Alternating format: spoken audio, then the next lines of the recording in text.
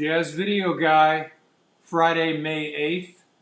This has been a fantastic week. Yesterday's show with Bob Mintzer we had the most people we've ever had online here at once, 160 from all over the planet. And Bob is, of course, a great guest, incredible musician. Today, we're featuring a guy most of you probably don't know about, a guy named Mike Casey, who is from Hartford, the Hartford area, where I came up. You know, when I was a teenager back in the 60s, Hartford, I wouldn't say it was the center of jazz, but there was some jazz activity because when the musicians would go play up in Boston during the weekend at the Jazz Workshop or Paul's Mall, they would stop in Hartford on Sunday night. So I got to hear, Yusef Lateef, Cannonball Adderley, Rahsaan Roland Kirk, Maynard Ferguson. I mean, it was just fantastic. And shortly after I left, the great Jackie McLean moved up to Hartford. He was started teaching at the University of Hartford, and eventually, just a fantastic program, which is now the Jackie McLean Institute of Jazz at the Hart School of Music. And Mike was a student there. We'll talk about that program. And also, Jackie went on to, with his wife Dolly, to found the Artist Collective. This is a fantastic place in a poor area in the city of Hartford where all the arts are taught and embraced. Jazz, dance, a lot of things. Kids who normally wouldn't get a chance to do any of this stuff, thanks to Jackie and his wife Dolly, and Renee McLean, who's a friend of mine, who's Jackie's son, and Melanie McLean, his daughter. The program is still going. And I thought it might be appropriate here to play some Jackie, which I'll do in a second, but I wanted to thank Phil McDonald of Cobalt Music, who, let me come back to the screen here, who was very helpful in clearing the rights for Mike's videos today. You know, rights are a big issue on YouTube. It's an ongoing thing with me because I sometimes use historical footage. And thankfully, Phil and Mike were able to navigate this, so there's no issues. Because, you know, if I post something on my channel with content that belongs to someone else, it's really not an issue. They just take the revenue from the video that exists. But in the case of streaming, very, very serious about it, and they'll stop a stream in the middle if they find copyrighted content. And that happened to me the other day. So I'm very, very careful about that now. I don't get my streams knocked off. A couple of birthdays today. We're celebrating birthdays of two pianists, two major figures in the history of this music, one of whom is no longer with us, and one is the great Mary Lou Williams, who was a kind of a figure during the bebop era, friend to Charlie Parker and Dizzy Gillespie, great pianist, wrote some wonderful music, left us, I guess, 20 or 30 years ago, and someone who's still with us but is not in such great shape today, and that's Keith Jarrett. Keith Jarrett turned 75 today. I'm a huge Keith Jarrett fan. I have been since 1967 when Charles Lloyd released Forest Flower live at the Monterey Jazz Festival with his classic quartet.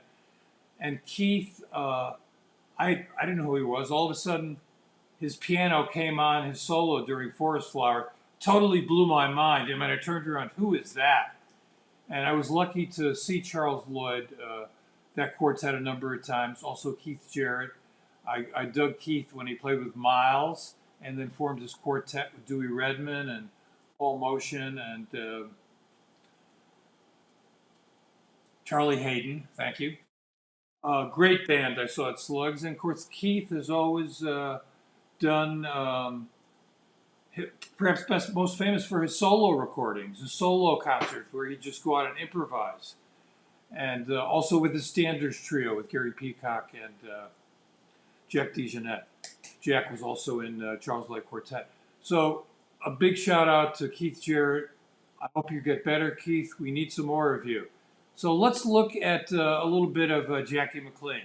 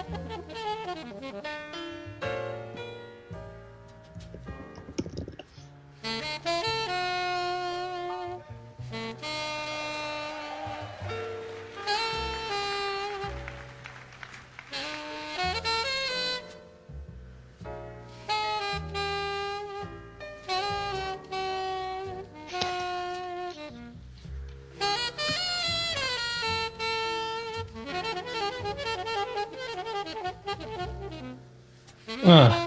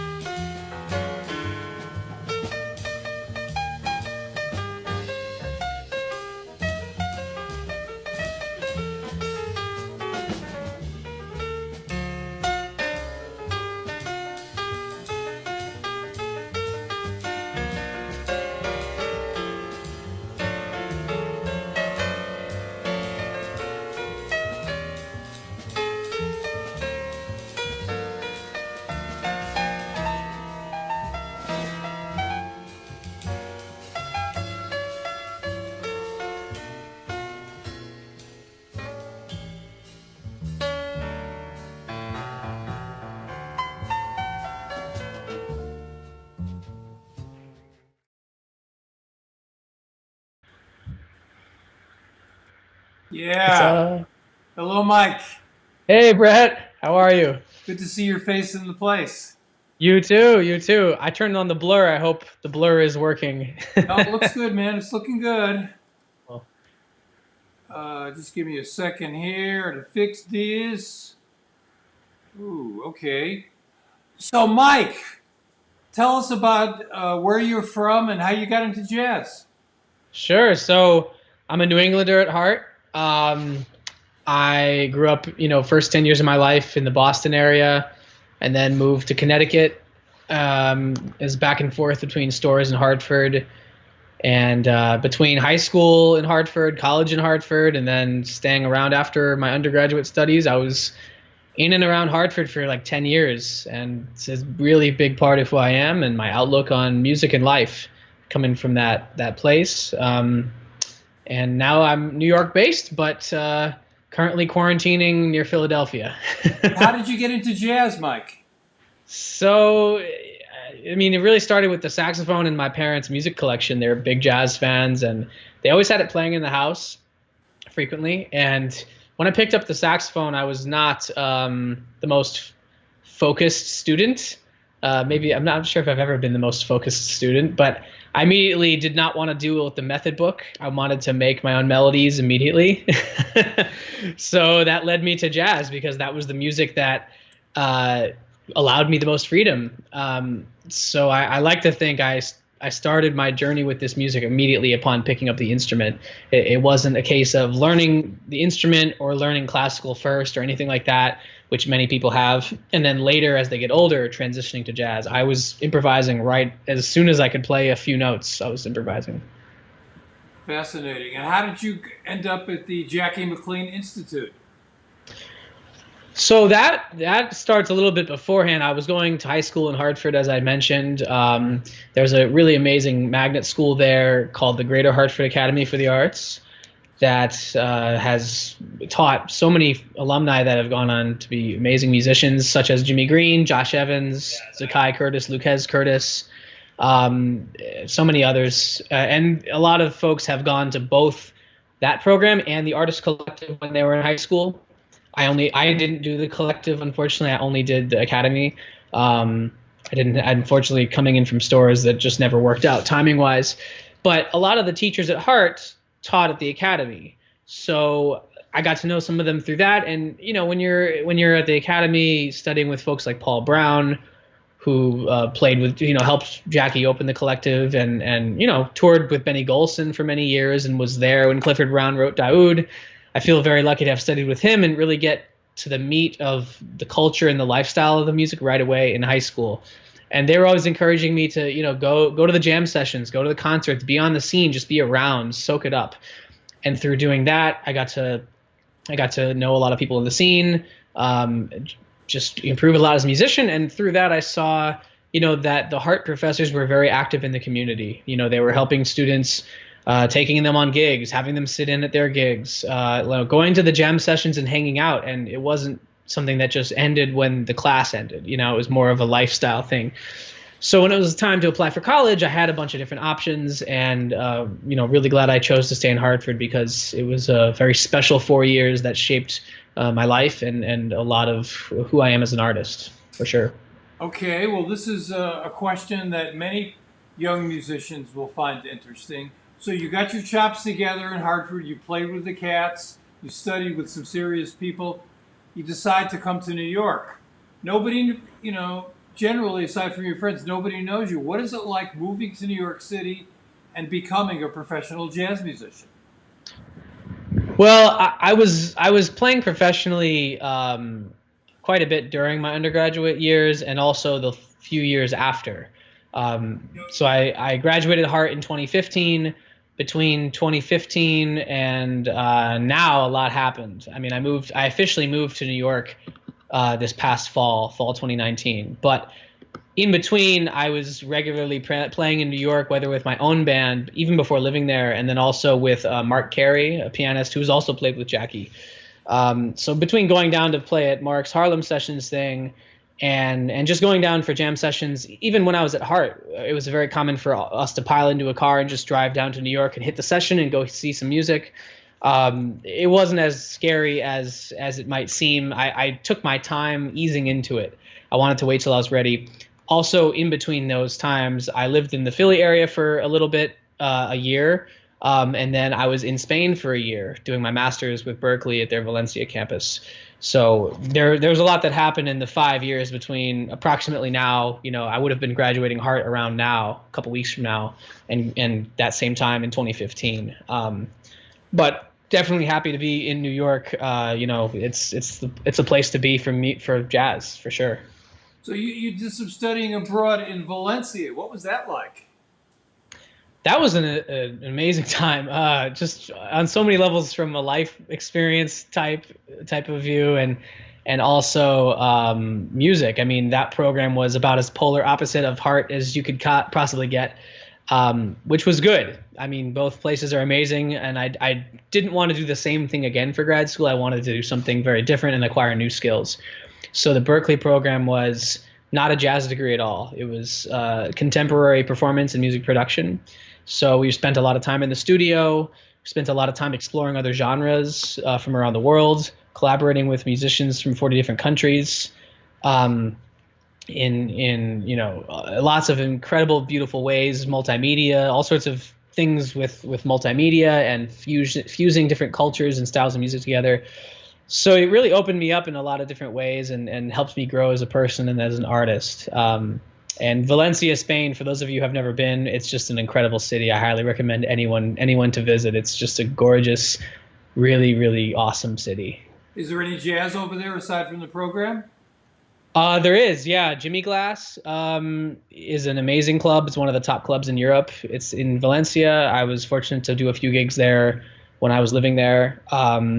And there's a jazz festival, and there's a big opera house that has a jazz series. Actually, Chick Corea just came, I think, a couple months ago, with Brian Blade and Christian McBride. So there is some jazz, and Perico Sambiat is from Valencia. He's on the faculty, as well as Javier Vercher. He was in New York for about a decade. He's actually from Valencia, and he moved back, and they're both on faculty there. Victor Mendoza is on faculty there. I spent a lot of time with Javier and Victor, and most of the teachers on the performance side either play jazz or play it a little bit. So even though it's not a jazz program and most of the music is not jazz, in your private lessons you're still mostly working on jazz stuff. It's just in the ensembles and in like the studio class, you're playing, everyone's bringing their original music to class basically all the time. So that was really nice. We have a question from Serge.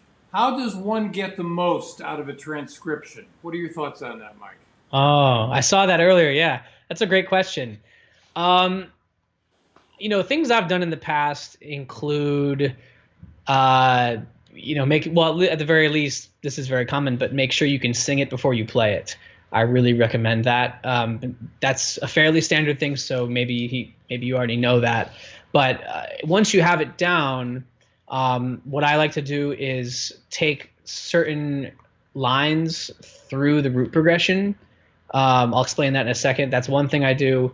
I'll also write it out. I'll also take certain lines that I like and try to write my own variations on them. I'd even try to play along with it and have someone cut the volume while you play and then bring it back up randomly and see if you're still in time. I used to do that a lot in high school.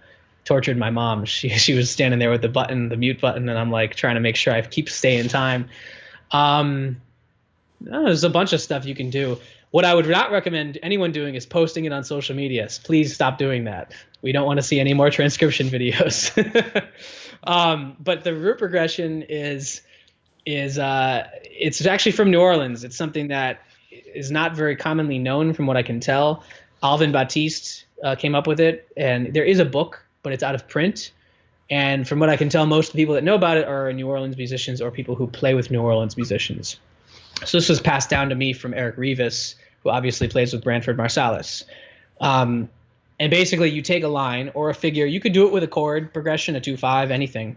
And you move it up in half steps, down in whole steps, up in minor thirds, down in major thirds, up the circle of fourths, down triad pairs down triad pairs in tritone away, and then up the circle of fifths, and then you're done. And that's a workout. That will really get it in you. So that's definitely helped me a lot. So you've been at this for a while. How much time do you spend each day practicing? Well, that's changed over my life. I mean, I've been playing, I'm 26 now. I've been playing for 17 years. I definitely spend less time these days than I did growing up. I mean, growing up, I was spending 8 to 10 hours a day on music, all in for sure. Nowadays, it's a lot more like 4 or 5. The busier I am, it'll get down to 1 to 3 sometimes. It just depends. When you're a musician, you have to go with the flow of some things. I always play every day. I never miss a day, but sometimes you got to go with the flow, and it's not always possible to do a 5-hour music day. Yeah. Well, let's go. Let's move over to your trio. Let's play a track, and then we could talk about the trio. This is a standard that we know, unforgettable. Mm.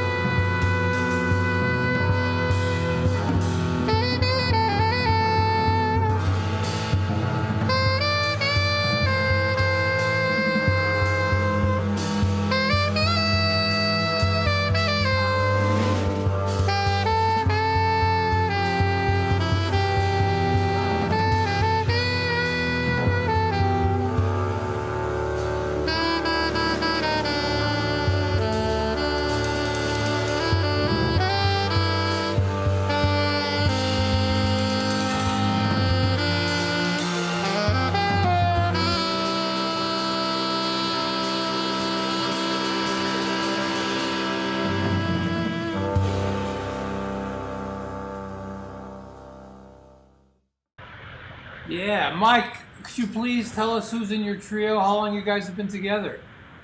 Sure. So at this present moment, it's been about 7 years, which is kind of mind blowing. Um, at the moment of this recording, about 5 years, 5.5 years. Um, it's Matt Dwanzik on bass and Corey Garcia on drums. And ballads can be tough. Do you find playing ballads challenging? And what advice do you give to young musicians about the importance of playing ballads? It's a great question. Ballads are challenging. I think they're the hardest thing, period, in jazz. It's not playing fast or playing with chops. It's playing a ballad with your heart on the floor, you know? Um, I've always worked a lot on ballads, almost maybe to the expense of being able to play super fast all the time. Um, one thing that helped me a lot, I have to give a shout out to one of my high school teachers. And this might come across as weird advice, but I remember learning Body and Soul and trying to play it, and he was like, "Yeah, you're playing it," but he said, I remember him saying to me, "Until you have your heart broken, you're not going to play Body and Soul." And I remember getting so mad at him in that moment because I was like, "Come on, man! Like I haven't even really had a real first relationship yet. At that time I was like 16 or something." And as I got older and as you go through some things, you realize, wow, it's so true. Like the music and life connection is really the biggest thing. And even if you haven't experienced the story of a given song specifically, one thing we do as artists is we're supposed to channel meaning and channel truth. And until you've had that truth in your life, it's hard to channel that through your instrument. And then it takes time, when things happen in your life, as long as you're close to the music and close to your instrument, you can learn to channel things, channel messages. And I've worked very specifically on that in various ways to try to make sure that I'm able to practice emotionally. That's actually something that Renee helped me with. Renee pointed me to a Yusef Lateef book that is a really amazing book that talks a lot about this stuff, and that changed my life. Yeah, Master Yusuf Lateef Yeah.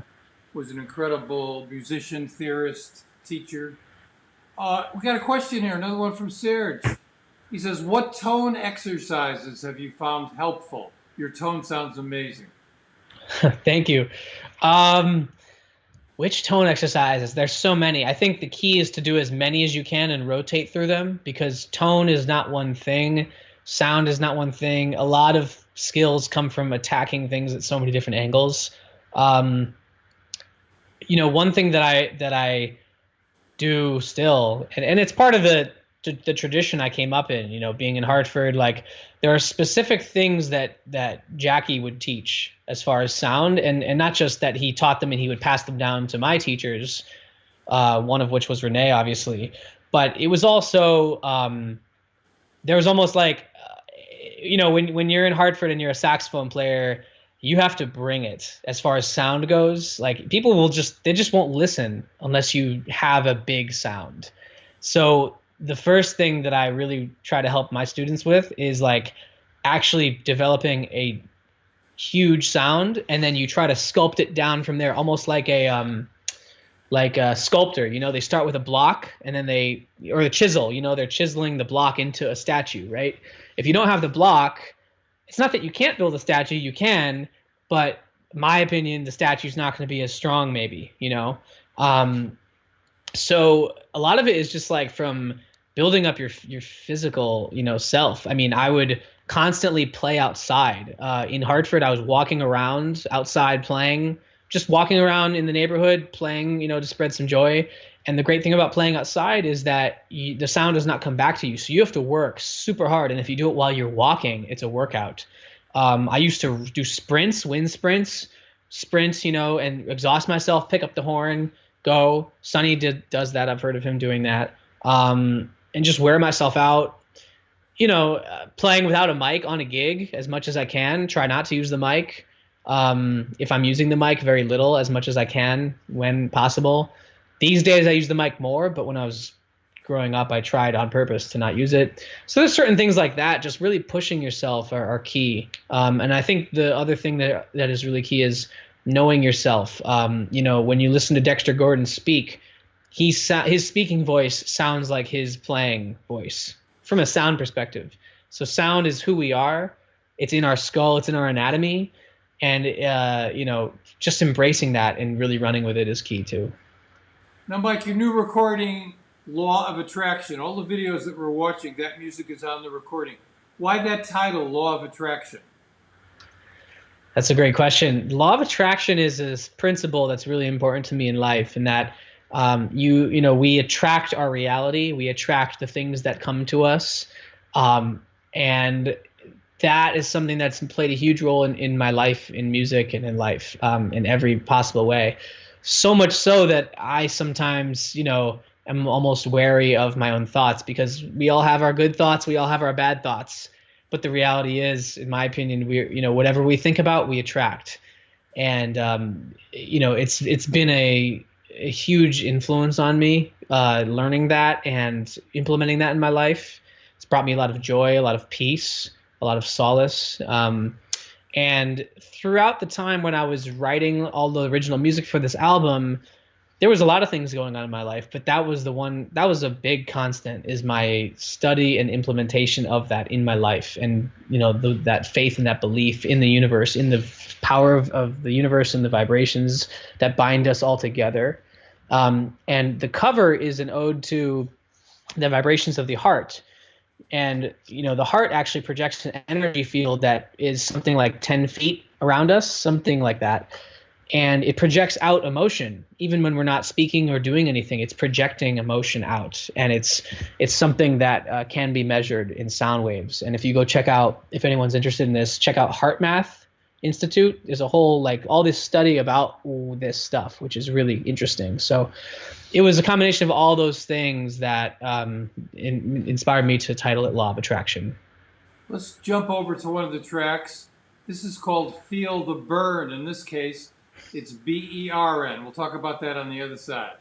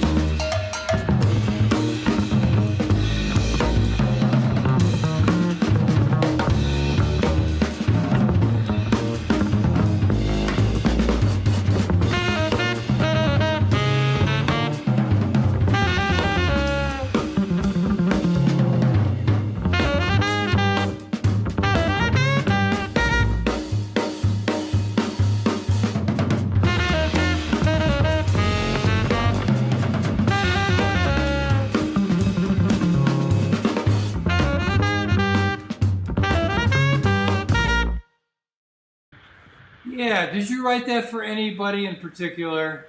I did for Bernie Sanders, the one and only. So you were a Bernie supporter, obviously. Yes, Do yes, you indeed. think music can be political? I think it can be, and I think, to be honest, I mean, some would say that it's inherently political. That all art is political, and I think that that can definitely be argued. Yeah, definitely. Yeah. Well, music can inspire us, it can soothe us, it works on many different levels. Let's jump Yes. over to another track here. Uh, Talk about it first. Dagobah. What is Dagobah? What does that title mean? So Dagobah is a reference to the planet in Star Wars, where Luke Skywalker goes to travel to meet Yoda and study and learn the ways of the Force. Um, and it's one of my favorite scenes from Star Wars. It always stuck with me growing up watching it. And when I graduated Heart in 2015, I was writing a bunch of music that would later become a lot of what was on my first two records. And I was thinking, I have to write something for Hartford. I have to, these 4 years that I was here, and longer than 4 years at that point, I have to do something about this. And I thought that my journey at that point kind of had some parallels with Skywalker's, in that, Hartford is not a major city. It's kind of an out of the way place in the way. And, you know, it has that similarity to Dagobah, yet we have our own Yodas there, all the teachers at Heart, all the teachers in the community, all the older musicians, the community, the scene. And I saw parallels between that, choosing to go to a less common place to learn the music and study from masters that were kind of hiding out, like Yoda does on Dagobah. So I was really inspired by that, and chose to tell my story through that lens.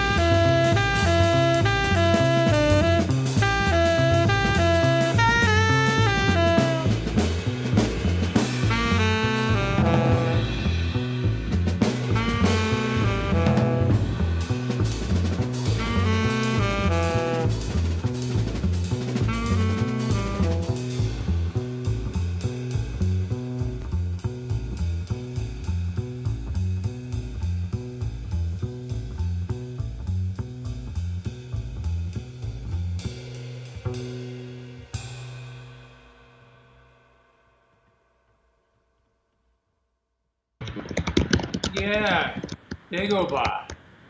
Yeah. Now we're gonna play something next that is not an original. When I first saw the title of this on you sent me the file.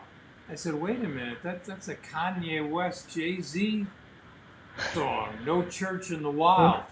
Why did you Yeah. choose to play that? Because that's normally not associated with jazz. That is one of my favorite songs of all time. I just, grew up listening to tons of hip hop, basically as much as jazz, to be honest. I'll never forget, I was probably a senior in high school when that came on, and I remember never will forget when that came out, just being completely floored by the production, writing, and really everything about the song, just so incredible to me at the time. And later, the last few years, I've been moving away from standard of the 60s and moving more towards the standards of my generation. Because I think, although I love the standards of that time, there's only so much I can do if I'm most authentic self. I didn't grow up then, I wasn't alive then. So I wanna take those lessons that I learned from learning to play standards and apply them to my generation. And to me, No Church in the Wild is truly one of those classic songs that when you play it for anyone my age or older or younger, they're like, oh, what is this song? And usually people really get excited about it, and as do I. So I'm really happy to have figured out an arrangement for it and have had Benito on this with the trio. Just a lot of fun. We had a blast making this. Well, Benito's an incredible piano player, as we'll see on this track. He has a lot of fire. He's played with Pharaoh. I think he's honestly one of the best young pianists in New York now. No Church in the Wild. Yeah.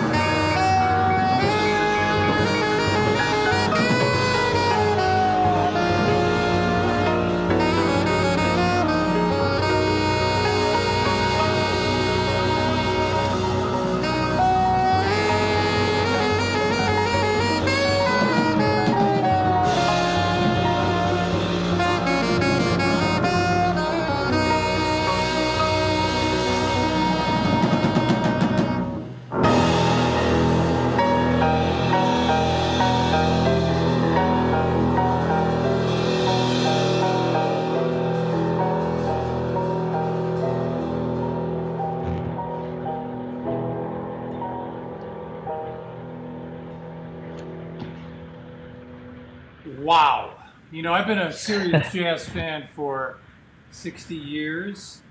And every few years we hear, oh, jazz is dying. You know, nobody's listening to it. Not true. You know, I was True. talking about this with Sonny Rollins once, and he said to me, jazz is a spirit. You can't kill a spirit. Yes. And when I hear people like Mike Casey and his trio with special guest Benito Gonzalez, I know the future of jazz is in really great hands. Mike, thanks so much for joining us today. Where can people get your music? I would encourage everyone. Well, Brett, thank you for having me. This was great, and to all of you who tuned in, really appreciate you being here and listening. For those who want to stay in touch, visit my website, mikecaseyjazz.com, and from there, there's all music, there's store, Patreon, all that stuff. Hope to see all of you on tour one day, and thank you so much. Stay safe and be well. Yeah, Mike, you stay safe and be well and keep creating. Want to thank everyone for stopping by at Jazz Video Live today. Jazz Video Guy Live. On Monday, my guest is going to be David Chesky. David is a record label guy. He had founded Chesky Records with his brother Norman, and they've recently diversified with HD tracks, selling high definition audio as opposed to music that's been crunched up in MP3 files. And also plays jazz. We'll listen to some of his jazz and classical music as well. David is a very opinionated guy. I'm sure that you'll find what he has to say very interesting. So thanks everyone for stopping by, and look forward to seeing everyone on Monday. Stay safe and stay healthy.